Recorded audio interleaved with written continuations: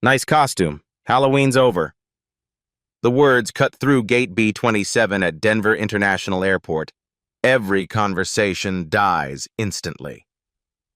Gate agent Bradley Thompson sneers from behind the counter. His pale face radiates pure disgust. Colonel James Washington stands before him in military dress uniform. Medals gleam across his chest. Thompson grabs Washington's boarding pass, tears it in half with violent force. White pieces flutter between them. The terminal erupts in gasps. Phones lift everywhere, red dots recording. Washington doesn't flinch. "You deaf? Move along." Thompson waves dismissively at the decorated officer. "Sir, I'm escorting a fallen soldier home," Washington says quietly, his voice steady as steel. Thompson laughs coldly. "Sure you are, pal. And I'm the president." The crowd's anger builds. Whispers turn to murmurs of outrage. Washington places his military ID on the counter. Thompson doesn't even glance at it. "Fake ID won't work on me. Security!" Thompson shouts toward the terminal. Two security officers approach reluctantly. They can clearly see Washington's legitimate uniform and credentials. Have you ever watched someone's hatred destroy everything they touch? 3 hours earlier, Colonel James Washington sits in his modest Arlington apartment. Morning sunlight filters through thin curtains. A framed photo of his late wife Sarah rests on the coffee table beside military orders. The orders are printed on official Department of Defense letterhead. Casualty Assistance Officer Assignment, Staff Sergeant Maria Rodriguez. Washington's weathered hands trace the words carefully. Staff Sergeant Rodriguez died at 24 in a roadside bombing outside Kabul. Her parents in Denver are waiting. Her mother called yesterday, voice breaking. "Please bring our baby home, Colonel." This is Washington's sacred duty. In 30 years of service, he has escorted 17 fallen soldiers home. Each mission carries the weight of a family's grief. Each uniform press honors another sacrifice. Washington rises from his leather chair. His joints ache slightly. Reminders of 3 combat deployments. Afghanistan twice, Iraq once. Shrapnel scars mark his left shoulder from an IED blast in Kandahar. He showers methodically in his small bathroom. Hot steam fogs the mirror completely. The ritual calms his mind before difficult missions. He shaves with military precision, each stroke deliberate and controlled. His dress blue uniform hangs pressed in the bedroom closet. The fabric feels heavy with tradition. Ribbons and medals align perfectly across the chest. Bronze star for valor. Purple heart for sacrifice. Combat action badge for courage under fire. Washington buttons the jacket slowly. The gold eagles on his shoulders gleam under bedroom lighting. This uniform has walked through Arlington Cemetery countless times. It has comforted crying mothers and saluted flag-draped caskets. His phone buzzes against the nightstand. A text from Rodriguez's father.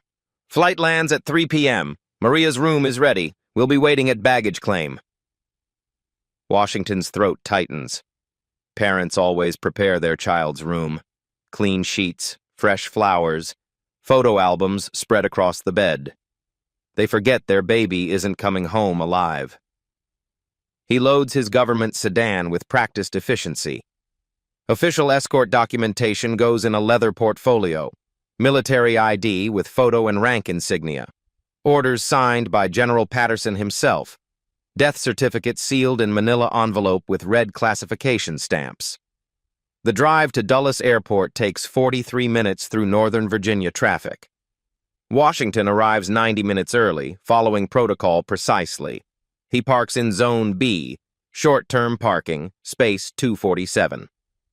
Inside the terminal, fluorescent lights buzz overhead. Travelers rush past with rolling suitcases and coffee cups. The afternoon crowd builds toward weekend departures. Security screening proceeds without incident. TSA agents nod respectfully at his uniform. A young officer snaps to attention briefly. Other travelers step aside in the checkpoint line automatically. "Thank you for your service," an elderly man whispers, touching Washington's shoulder gently. Washington nods politely. "Thank you for your support, sir." He proceeds through the concourse toward Gate B27, Atlantic Airways Flight 447 to Denver. Departure time, 1:30 p.m. His boarding pass shows seat 12A, middle of the aircraft, standard for escort missions. The gate area fills with Friday travelers. Business executives tap phones impatiently. Families corral excited children. College students sleep across plastic chairs with backpacks as pillows. Behind counter position 3, gate agent Bradley Thompson notices Washington approaching from across the concourse. Thompson's face sours immediately like milk left in summer heat. Thompson nudges his colleague Sarah Carter with his elbow. "Here comes another one trying to play soldier." Chen glances up from her computer terminal. Her fingers pause over the keyboard. "Brad, that's clearly a real military officer. Look at his uniform quality."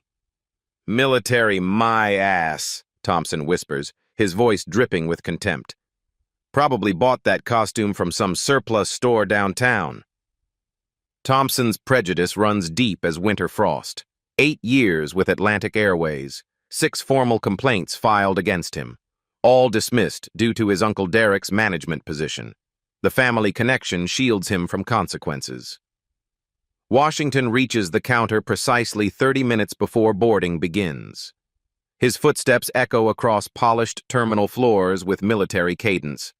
Other passengers glance admiringly at his pressed uniform and gleaming medals. Thompson's jaw clenches visibly as Washington approaches. The gate agent's pale hands fidget with boarding passes unnecessarily. His eyes narrow with barely concealed hostility. Staff Sergeant Rodriguez waits in the cargo hold below. Her flag-draped casket was secured according to strict military protocol. Her sacrifice demands honor. Her family deserves dignity and respect. But Thompson's hatred has other plans entirely. "Can I help you?" Thompson's voice carries fake politeness that doesn't reach his cold eyes. Washington places his documentation on the counter with military precision. The leather portfolio opens to reveal official papers arranged in perfect order. "Colonel James Washington, I'm the escort officer for Flight 447. Thompson barely glances at the official documents. His expression hardens like a concrete setting in the winter cold. "We're all booked up today. Nothing I can do about that." The computer screen clearly shows available seats in multiple rows. Washington can see the display from his angle across the counter. Green availability indicators fill the monitor like Christmas lights. "Sir, I have priority boarding status for military escort duties," Washington explains with practiced calm. His voice remains steady, despite Thompson's obvious hostility brewing beneath the surface. Thompson leans back in his ergonomic chair with theatrical skepticism. His pale hands drum against the counter impatiently. "Priority status? Let me guess. You bought some fake military papers online from China?" Other passengers begin noticing the heated exchange developing at the gate counter. A businessman in an expensive suit pauses his phone call mid-sentence. An elderly couple stops walking to listen with growing concern. Washington produces his military identification card from his wallet. The laminated card feels solid in his weathered fingers. The photo matches his face perfectly. His rank insignia gleams under harsh terminal lighting. "These are legitimate Department of Defense credentials, sir." Thompson makes an elaborate show of examining the ID with exaggerated suspicion. He holds it up toward the fluorescent lights dramatically, squinting like a jeweler examining fake diamonds. "Nice try, buddy. But I've seen plenty of fake IDs before. This looks homemade to me." Sarah Carter shifts uncomfortably behind the adjacent counter terminal. Her fingers pause over the keyboard as tension builds. She whispers urgently to her colleague, "Brad, those documents look completely legitimate. Maybe we should call a supervisor immediately." "I'm the senior supervisor here," Thompson snaps at his colleague with rising irritation. His voice echoes across the gate area loud enough for surrounding passengers to hear clearly. Washington maintains his composure through decades of practiced military discipline. Sir, I'm escorting a fallen soldier home to her grieving family. Staff Sergeant Maria Rodriguez died serving our country overseas. Thompson's laugh sounds harsh and mocking like fingernails on a chalkboard. Oh, here comes the sob story routine. That's absolutely classic manipulation. What's next? You're going to tell me you're some kind of decorated war hero? The businessman with the paused phone call edges closer to overhear better. His expression shows growing disbelief at Thompson's unprofessional behavior toward a uniformed military officer. An elderly man in a faded Vietnam veteran's baseball cap approaches the counter slowly. Robert Mitchell, 74, walks with a slight limp from old shrapnel wounds that still ache during cold weather. Son, that's a real colonel standing right there, Mitchell addresses Thompson directly with quiet authority. I can tell by his uniform details and ribbon arrangement. Those decorations are positioned in proper military order according to regulations. Thompson turns his mounting contempt toward the elderly veteran with visible disgust. Mind your own business, old man. I know how to do my job properly without help from random civilians wandering around. Mitchell's weathered face flushes red with mounting anger. Deep lines crease around his eyes. Civilian? I served 2 full combat tours in Vietnam while you were probably still wearing diapers and crying for your mama. The crowd grows steadily larger as voices rise with increasing tension. Teenagers pull out smartphones to record the developing confrontation. Parents instinctively shield young children from the escalating verbal violence. Washington attempts to de-escalate the situation professionally like his military training taught him. Gentlemen, please calm down. I just need to board this flight to complete my official military mission on time. Thompson stands up behind the counter aggressively, his chair rolling backward with force. His pale face turns bright red with mounting anger and wounded pride. Mission? What kind of so-called mission involves fake documents and obvious stolen valor accusations? Stolen valor? Washington's military bearing finally shows its first small crack. His jaw tightens visibly under dark skin. Sir, I've served this country faithfully for 30 continuous years. Thompson points accusingly at Washington's colorful metal ribbons with his trembling finger. Those ribbons look like they came straight from some cheap costume shop downtown. Real military officers don't fly on commercial airlines like common passengers. The accusation hits Washington like a physical blow. His Bronze Star ribbon represents genuine combat valor under enemy fire. His Purple Heart commemorates bloodshed for American freedom. Sarah Carter tries intervening again with growing desperation. Brad, this situation is getting completely out of hand. Let me call airport security to verify his credentials through proper official channels. Absolutely not, Thompson shouts, his voice carrying across the entire gate area like a bullhorn. I'm handling this developing situation myself completely. This man is obviously trying to scam his way onto my aircraft. Washington produces additional documentation from his leather portfolio with steady hands.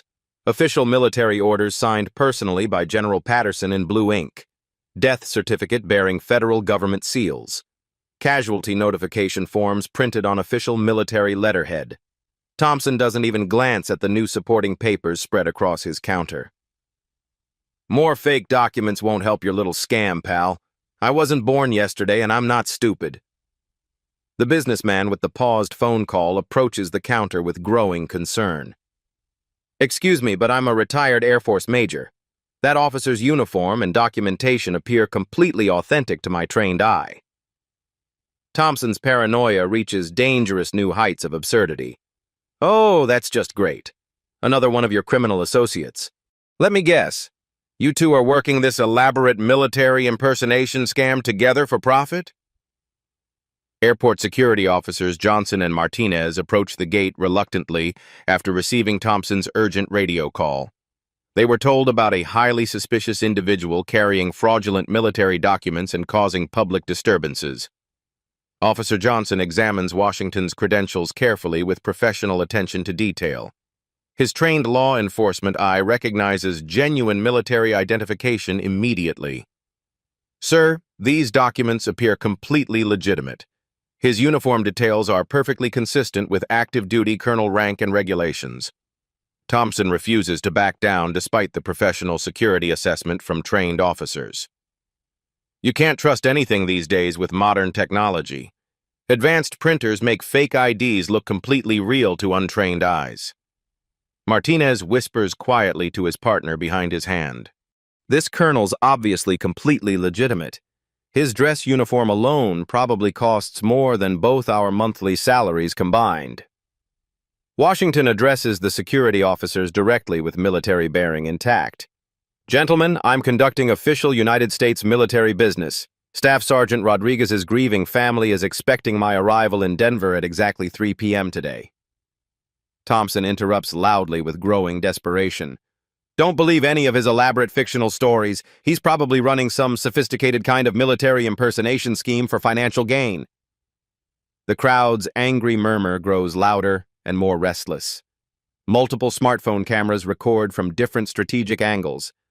The viral social media moment builds momentum with each passing tense second. Mitchell, the Vietnam veteran, shakes his gray head sadly.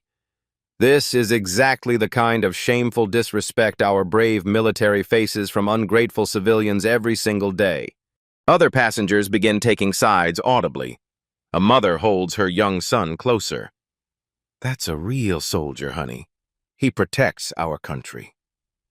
A college student whispers to her friend, "This is so messed up. That guy's obviously military." Thompson feels the crowd turning against him completely. His authority was challenged from every direction. His face grows redder with mounting rage and wounded pride. Thompson's final escalation comes without any warning whatsoever. He grabs Washington's boarding pass from the counter surface and tears it dramatically in half. The paper rips loudly enough for everyone to hear clearly. The torn pieces flutter down between the two men like wounded birds falling from the sky. There. Problem completely solved. Find another airline, boy. The word boy hits the crowd like a physical slap across every face. Audible gasps echo throughout the entire gate area. Parents instinctively cover their children's ears. Veterans shake their heads in complete disgust. Washington's decades of military discipline prevent him from reacting emotionally to racial provocation.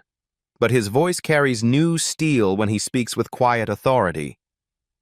Sir, are you absolutely certain you want to prevent a military escort from accompanying a fallen soldier home to her family? Thompson leans over the counter aggressively, invading Washington's personal space. I'm completely certain I don't want troublemakers like you anywhere near my flights. Security should escort you out of this terminal immediately. The confrontation reaches its explosive breaking point. Washington stands perfectly still, maintaining complete dignity despite public humiliation.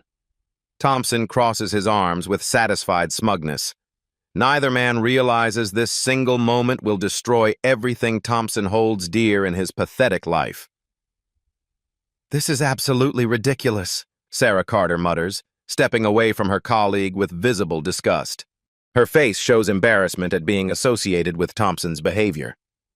Airport Security Supervisor Captain Patricia Williams arrives at Gate B-27 after receiving multiple passenger complaints.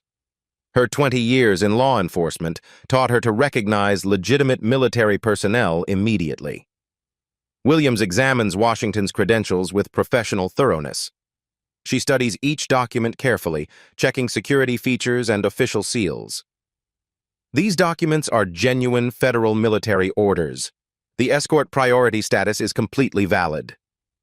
Thompson doubles down with increasing desperation, his voice rising to near shouting levels. Captain Williams, you don't understand the situation here. This man is trying to board my aircraft with suspicious documentation. I've seen fake military uniforms before during my 8 years with this company. Williams looks at Thompson like he's lost his mind completely. Mr. Thompson, this officer's credentials are legitimate. His uniform details are perfect. Those metal ribbons represent real combat service. Thompson's response reveals the deeper prejudice lurking beneath his professional facade. You people always stick together, don't you? I'm not letting any suspicious individuals board my aircraft, regardless of pressure.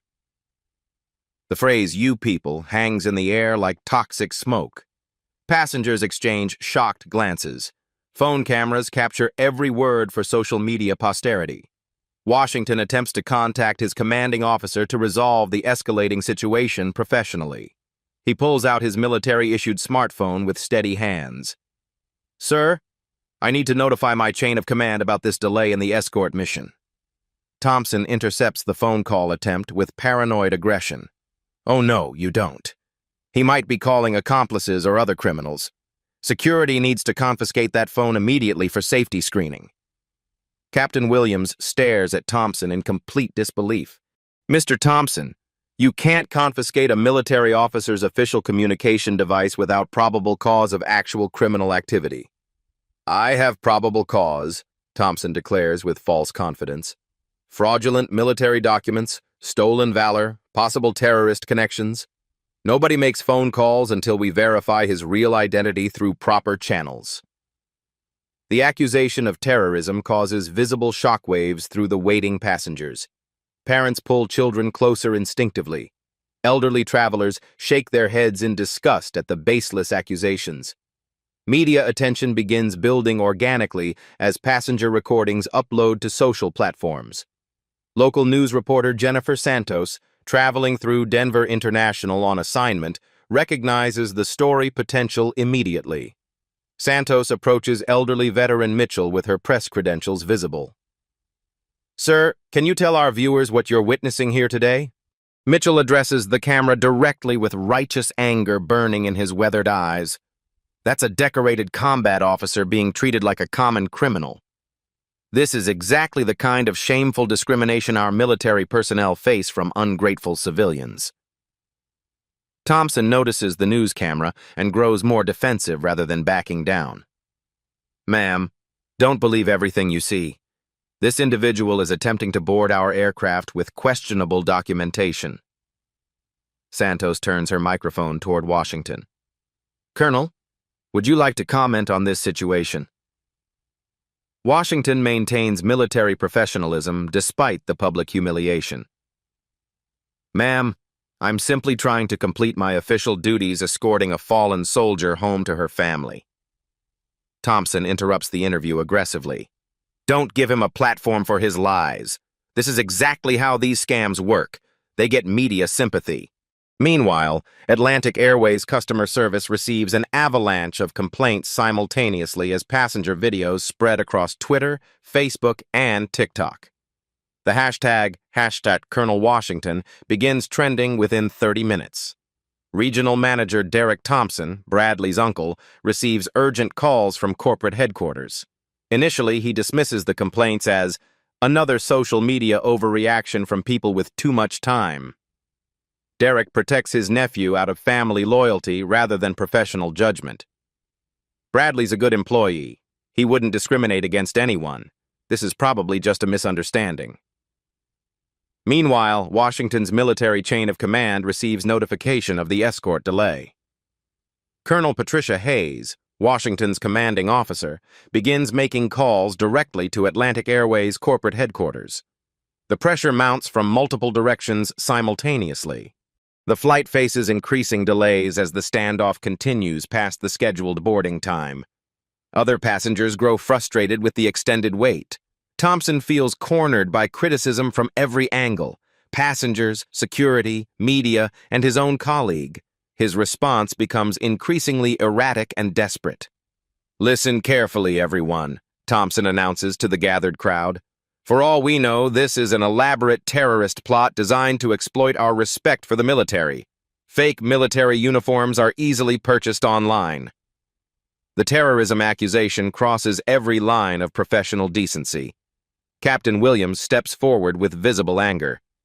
"Mr. Thompson, you're making false accusations against a legitimate military officer. This behavior is completely unacceptable." Thompson continues his paranoid rant despite professional warnings. "We can't be too careful these days with national security. Airport security protocols require thorough verification of suspicious individuals." Washington maintains perfect composure throughout the verbal assault, but his fellow veterans in the gate area grow increasingly angry. Mitchell approaches Thompson directly with decades of military authority behind his words. Son, I've seen real courage and fake cowards. You're embarrassing yourself and dishonoring every American who served our country. Thompson's response reveals the depth of his prejudice completely. Mind your own business, Grandpa. I don't take orders from has-been soldiers who couldn't make it in the real world. The insult against all veterans sends shockwaves through the crowd. Multiple passengers begin demanding Thompson's immediate supervisor. Parents explain to children why the man behind the counter is wrong.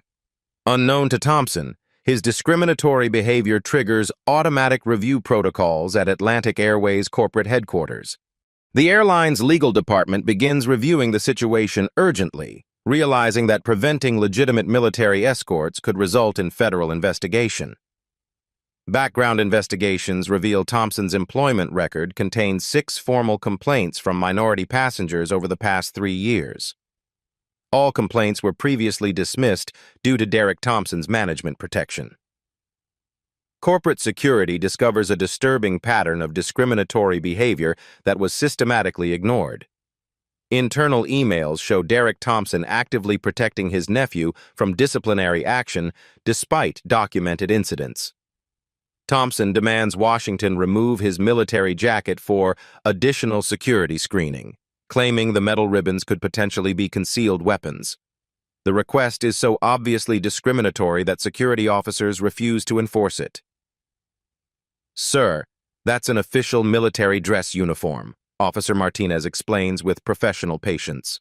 Those are legitimate military decorations earned through service.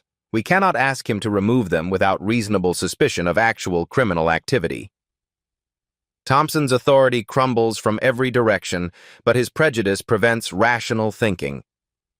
I'm calling the shots at this gate. Either he complies with my security requirements or he doesn't board my aircraft. Period. The crowd's mood shifts dramatically against Thompson as his discrimination becomes undeniable.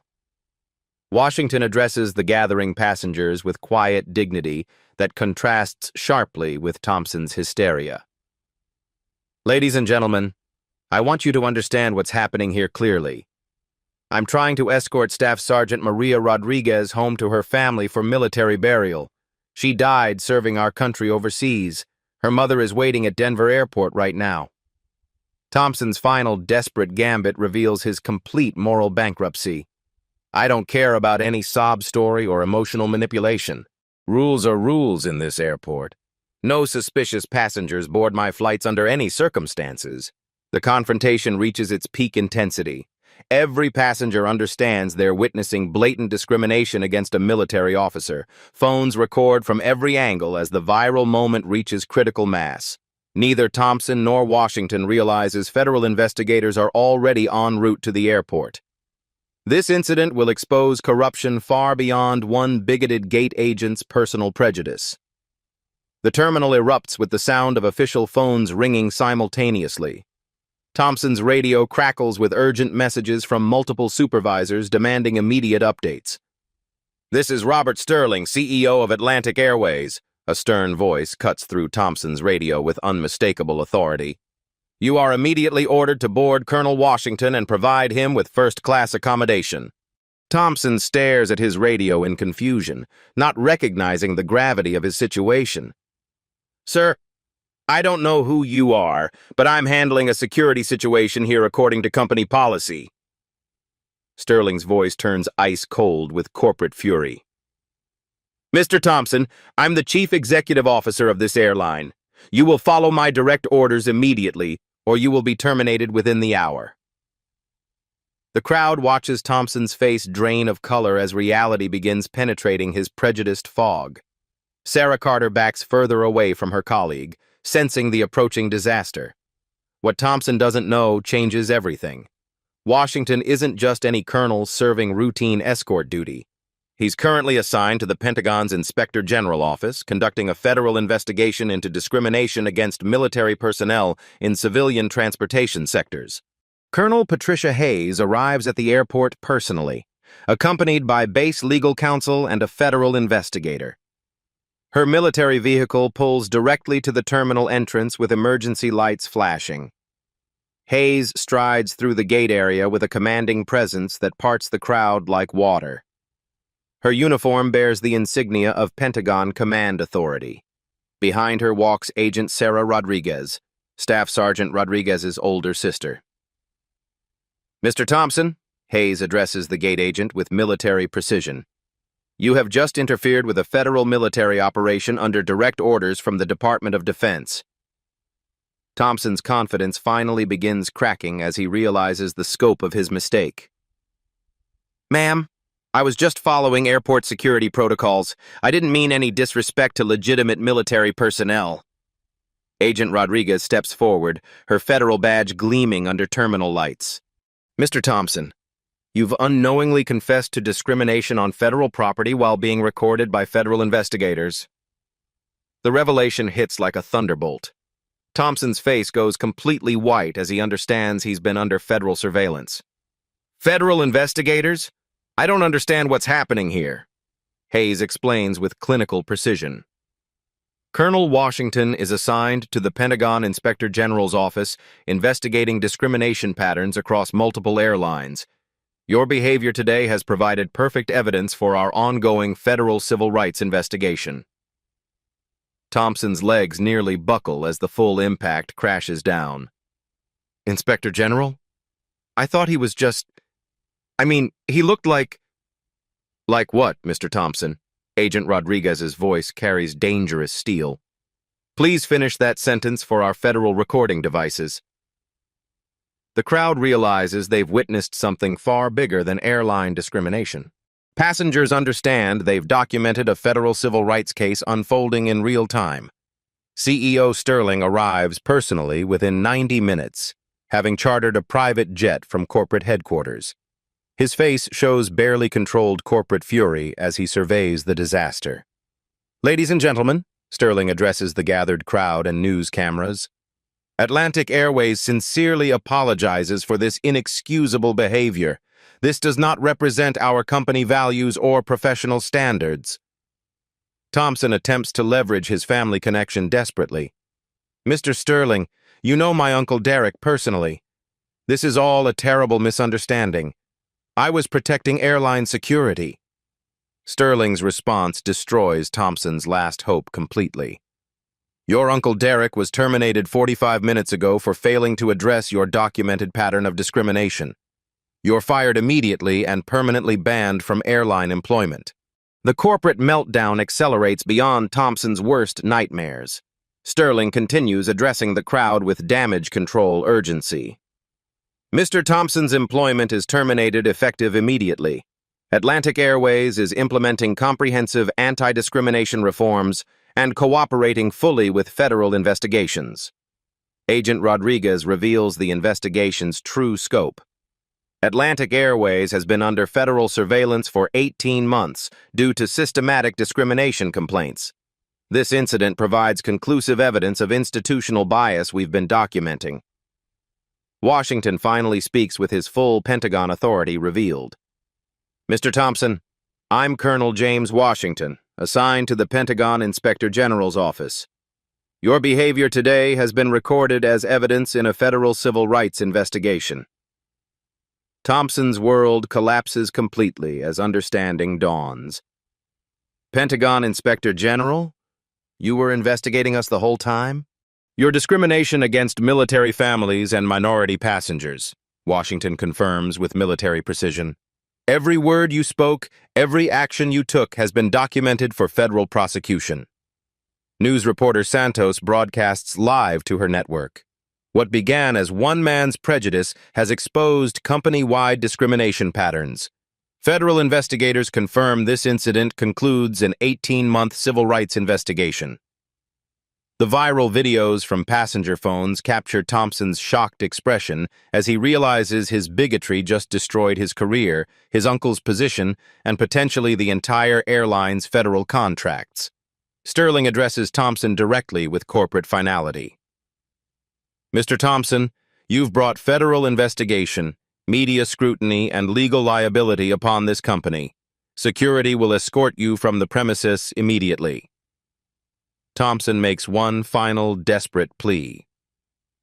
Please, I have a family, a mortgage, bills to pay. I'll take any training, do anything.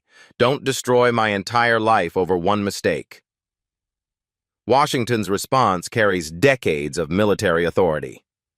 Mr. Thompson, this wasn't one mistake. This was a pattern of discriminatory behavior that dishonored a fallen soldier and violated federal civil rights law. Airport security escorts Thompson from Gate B-27, while passengers and news cameras document his removal. His career, his family's livelihood, and his future are destroyed by his own prejudice. The investigation that began 18 months ago concludes with perfect evidence of systematic discrimination captured live on social media for millions to witness. Thompson's arrogance crumbles like a house of cards in a hurricane. His face drains of all color as the weight of his situation crashes down upon him. "Colonel Washington, sir," Thompson's voice shakes with desperate panic. "I deeply apologize for this terrible misunderstanding. I was just doing my job, following standard security protocols. I never meant any disrespect to the military." Washington responds with military precision that cuts through Thompson's fake remorse. "Mr. Thompson, you publicly called me boy, claimed my uniform was a costume, and suggested I was a terrorist. You prevented me from honoring a fallen soldier. Your apology doesn't repair that damage." CEO Sterling addresses the crowd of passengers and news cameras with corporate damage control. Effective immediately, Mr. Thompson is terminated from Atlantic Airways. His supervisor, Derek Thompson, has also been terminated for failing to address documented complaints. Thompson's desperation reaches pathetic new heights. "Sir, please don't do this. I have a family, a mortgage, and car payments. I'll take sensitivity training, anger management, anything you require. Please don't destroy my life over one mistake." Sterling's response carries the finality of corporate judgment. "Mr. Thompson, you destroyed your own life with years of discriminatory behavior. This wasn't one mistake. It was a documented pattern we can no longer ignore or tolerate." The crowd watches as Thompson's world disintegrates before their eyes. Parents explain to children why the mean man is getting in trouble for being cruel.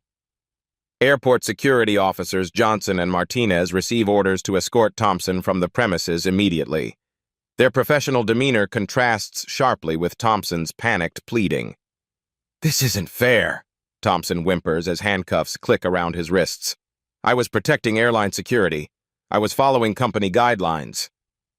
Martinez shakes his head with disgust. "Sir, no company policy authorizes racial discrimination against military officers." Thompson makes one final desperate appeal to Washington as security leads him away. "Colonel, please show mercy. You're military. You understand following orders." "I was just doing what I thought was right." Washington's measured response echoes through the terminal. "Mr. Thompson, no legitimate orders authorize treating people like animals based on skin color. You chose to act on personal prejudice, not professional duty."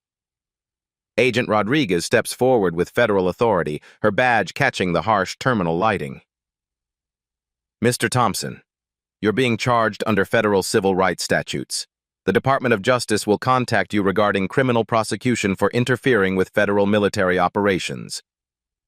Thompson's legs buckle as he realizes the true scope of his legal troubles. "Federal charges? I didn't know he was in the Pentagon. This is just a misunderstanding." "Ignorance of his assignment doesn't excuse discrimination," Agent Rodriguez responds coldly. "You violated his civil rights regardless of his specific military position." Corporate emergency response protocols activate across Atlantic Airways headquarters. Sterling announces sweeping reforms to the gathered media and angry passengers. "We're implementing immediate company-wide anti-discrimination training, establishing a military family support program, and cooperating fully with the federal investigation," Sterling declares with corporate urgency. The damage control extends beyond individual punishment. Stock prices begin falling as news spreads across financial networks. Military veteran organizations call for boycotts within hours. Washington receives immediate first-class upgrade and priority boarding status. The entire first-class cabin stands in spontaneous applause as he enters the aircraft. Flight attendants personally thank him for his service while ensuring his complete comfort. The crew treats him with the respect and dignity Thompson denied. Captain Michael Torres greets Washington personally in the cabin. "Colonel, it's an honor to have you aboard our aircraft.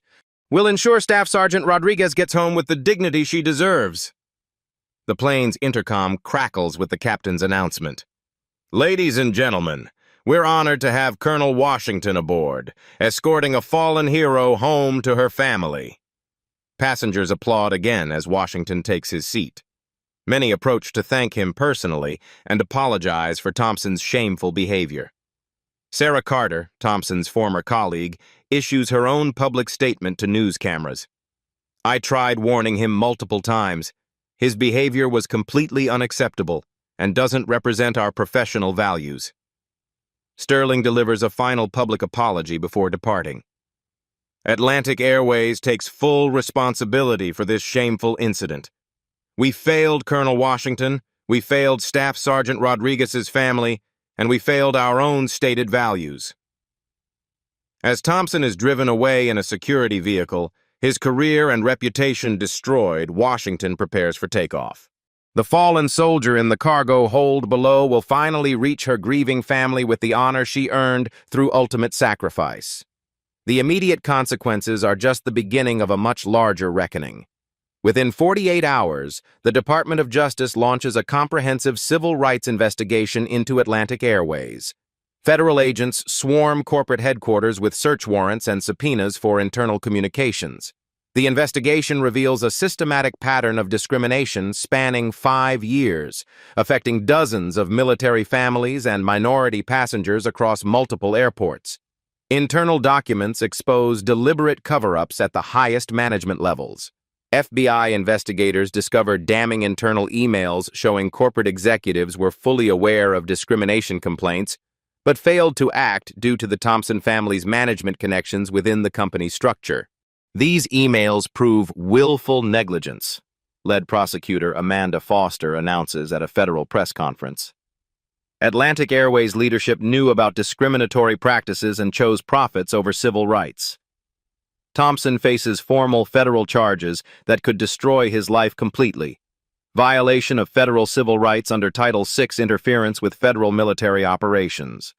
Conspiracy to deny services based on racial discrimination. Filing false reports to federal authorities. Obstruction of a federal investigation. His uncle Derek faces additional conspiracy charges for systematically protecting his nephew from disciplinary action despite documented civil rights violations over multiple years. The trial became a national sensation covered by every major news network. Courtroom cameras capture Thompson's complete breakdown as evidence mounts against him daily. Prosecutor Foster presents overwhelming documentation to the jury. The defendant didn't just deny one man a seat on an airplane. He attacked the dignity of our military, dishonored a fallen hero, and violated the civil rights of every American. Thompson's defense attorney attempted arguing he was following company policy. But internal documents prove no such discriminatory policies existed in official airline procedures. Multiple witnesses testify about Thompson's long history of racist comments and discriminatory actions. Fellow employees describe years of inappropriate behavior that management ignored completely. Former passenger Marcus Williams takes the stand with powerful testimony. "Thompson called my daughter a ghetto brat when she was crying during boarding. I filed a complaint that disappeared into corporate bureaucracy." Sarah Carter, Thompson's former colleague, provides devastating insider testimony. "He made racist jokes constantly. He called minority passengers troublemakers before they even approached the counter. Management knew and did nothing." Colonel Washington's testimony becomes the trial's defining moment. His military bearing commands absolute courtroom respect as he describes the discrimination. "This wasn't about airline policy or legitimate security concerns," Washington states with quiet authority. Mr. Thompson made it crystal clear through his language and actions that he was motivated purely by racial prejudice. Agent Rodriguez provides the most emotionally powerful testimony of the entire trial. My sister Maria died serving this country. Mr. Thompson's actions dishonored her sacrifice and our family's grief. His discrimination has no place in America. Video evidence from passenger phones plays repeatedly in the courtroom. Thompson's voice saying, "Get lost, boy," echoes through the chamber as jurors watch his discriminatory behavior. Corporate accountability extends far beyond individual criminal charges. Atlantic Airways faces unprecedented federal punishment. $50 million in federal civil rights fines. Complete loss of all federal contracts worth $200 million annually. Mandatory federal oversight for 5 years. Minimum court-ordered diversity and inclusion programs. Independent civil rights monitors at every airport. CEO Sterling testifies under oath about corporate failures. We failed systemically at every level. The Thompson incident exposed deep cultural problems we should have addressed years earlier. Congressional hearings examined discrimination patterns across the entire transportation industry. Military families testify about widespread mistreatment they've endured while traveling. The trial's sentencing phase delivers justice that satisfies the public demand for accountability. Judge Maria Gutierrez delivers a scathing condemnation from the federal bench. Mr. Thompson, your actions represent everything wrong with prejudice in America. You targeted a decorated military officer, dishonored a fallen hero, and violated the very civil rights our military swears to protect. Thompson receives the maximum sentence allowed under federal guidelines, 18 months in federal prison, $25,000 in personal fines, 500 hours of community service with military veterans, permanent ban from employment in transportation industries. 3 years federal probation with mandatory counseling, required completion of civil rights education programs. Derek Thompson receives even harsher punishment for his management conspiracy. 3 years federal prison, $75,000 in fines. Permanent ban from corporate management positions. Forfeiture of pension benefits. Civil liability for enabling discrimination. Atlantic Airways stock plummeted 40% within the week following the verdict. The company faces additional consequences that threaten its survival. Class action lawsuits from hundreds of affected passengers, military boycotts supported by veteran organizations nationwide, congressional investigations into transportation discrimination, federal contract suspensions across government agencies, international reputation damage affecting global partnerships. Major news networks cover the story extensively, generating millions of social media shares. Thompson's mugshot becomes a viral symbol of justice served, shared with hashtags #JusticeFor Colonel Washington and #Honor Our Heroes. The case prompts immediate federal legislation strengthening protections for military families in transportation. The Staff Sergeant Rodriguez Military Family Protection Act passes Congress unanimously with bipartisan support. Representative Maria Santos sponsors the bill with passionate floor remarks. No military family should ever face the discrimination Colonel Washington experienced. Our service members deserve dignity, not prejudice. Thompson's sentencing hearing attracts national media coverage. His desperate plea for mercy falls on deaf judicial ears after months of evidence. Your Honor, I've lost everything, Thompson sobs in federal court. My wife divorced me. I lost my home. My children won't speak to me. Please show mercy. Judge Gutierrez responds with appropriate judicial severity. Mr. Thompson, you showed no mercy to Colonel Washington or Staff Sergeant Rodriguez's memory. Federal law demands accountability for civil rights violations. The broader investigation expands to other airlines, revealing industry-wide discrimination problems. Federal oversight increases across all major transportation companies. Consumer advocacy groups praise the verdict as a watershed moment for civil rights enforcement. Military organizations declare victory for service member dignity and respect. Thompson begins serving his federal prison sentence at a minimum security facility in Pennsylvania. His cell block includes other white-collar criminals who mock his notoriety as the racist gate agent. The case becomes required study material in corporate diversity training programs nationwide. Business schools analyze Atlantic Airways' failure as a cautionary tale about institutional discrimination. Federal investigators estimate the case prevented hundreds of future discrimination incidents through deterrent effects on transportation industry practices. Thompson's appeals are denied at every level. His legal team abandons his case after exhausting all options. Justice has been thoroughly served.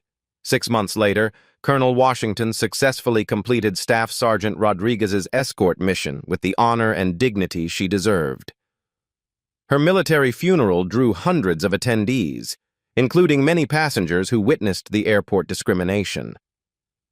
The story of Thompson's prejudice ironically brought more recognition to Rodriguez's sacrifice than might have occurred otherwise.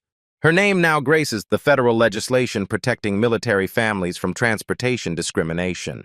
Washington has since been promoted to Brigadier General and leads the Pentagon's new Military Family Dignity Initiative. His office ensures no military family faces similar discrimination anywhere in America. Every complaint gets investigated thoroughly. Washington explains from his Pentagon office, "We've created a direct hotline for military families experiencing discrimination during travel." Thompson's aftermath tells a different story entirely. He serves his federal sentence at minimum security prison, participating in mandatory diversity education programs that force him to confront his prejudices daily. His wife Jennifer divorced him 6 months after sentencing, citing public embarrassment and financial hardship from legal fees and lost income. "I can't raise our children around this hatred," she told divorce court. Thompson lost his suburban home to foreclosure and now lives with distant relatives in rural Pennsylvania. He works manual labor jobs while on federal probation, earning minimum wage after years of airline management salary. His attempts to apologize publicly have been firmly rejected by Washington and the Rodriguez family, who consider his words hollow given his documented pattern of discriminatory behavior over multiple years. "He's sorry he got caught, not sorry for his actions," Agent Rodriguez states bluntly. "Real apologies require genuine change, not just fear of consequences." Atlantic Airways underwent complete corporate restructuring under federal oversight. New CEO Patricia Williams, the former airport security supervisor who defended Washington, implemented comprehensive changes throughout the organization. The airline now operates under zero-tolerance discrimination policies with immediate termination for any bias incidents. They've established a military family first-class upgrade program and annual scholarship fund for military children. Federal oversight compliance exceeds all requirements, but the company lost significant market share to competitors who gained military family loyalty during the scandal. The incident sparked broader national conversations about everyday discrimination and corporate accountability. Military organizations nationwide adopted the story as training material for civilian-military relations. Washington speaks regularly at corporate diversity events across America, using his experience to educate business leaders about unconscious bias and systemic discrimination. Discrimination doesn't just hurt individuals, Washington tells packed auditoriums. It destroys companies, communities, and our fundamental national values of equality and justice. The Rodriguez family established a non-profit organization supporting military families facing discrimination. Agent Rodriguez left federal service to lead the organization full-time, ensuring her sister's sacrifice continues protecting others. Maria would be proud that her final mission sparked positive change, Rodriguez reflects during interviews. Her death wasn't in vain if it prevents others from experiencing what Colonel Washington endured. Washington often reflects on the incident during evening runs around the Pentagon Memorial. The experience reinforced his commitment to military service and civil rights protection. That day at the airport revealed both the worst and best of America, Washington muses. One man's prejudice mobilized thousands of people to demand justice and accountability. The viral videos continue generating millions of views across social media platforms. Comment sections overflow with support for Washington and condemnation of Thompson's behavior. Educational institutions use the case study to teach about institutional racism, corporate responsibility, and the importance of individual courage in confronting discrimination when witnessed. Congressional testimony from the case influenced broader civil rights legislation beyond transportation. The ripple effects continue expanding across multiple sectors of American society. Washington addresses viewers directly with the wisdom earned through decades of military service and personal experience with discrimination. What happened to me at that airport happens to people every day across America. The difference was that I had rank, resources, and federal authority to fight back effectively. His voice carries the authority of someone who has seen both combat and prejudice. Many victims of discrimination don't have those advantages. We must all stand up against bias whenever we witness it. The screen shows statistical overlays as Washington continues his final message. Staying silent when witnessing discrimination makes us complicit in perpetuating injustice. Your voice matters. Your actions have consequences. If this story moved you emotionally, please share it with others who need to hear this message. Like and subscribe to support more stories of justice and accountability. Washington's final challenge resonates with moral authority. But more importantly than social media engagement, when you see discrimination happening in real life, don't just record it for viral content. His eyes look directly into the camera with intensity. Speak up courageously. Take action immediately. Be the change you want to see in America. The provocative question that concludes the story forces viewer self-reflection. Here's my question for you to consider honestly. If you witnessed discrimination like this happening to someone who couldn't fight back the way I could, someone without rank, resources, or federal protection, would you have the courage to stand up for them?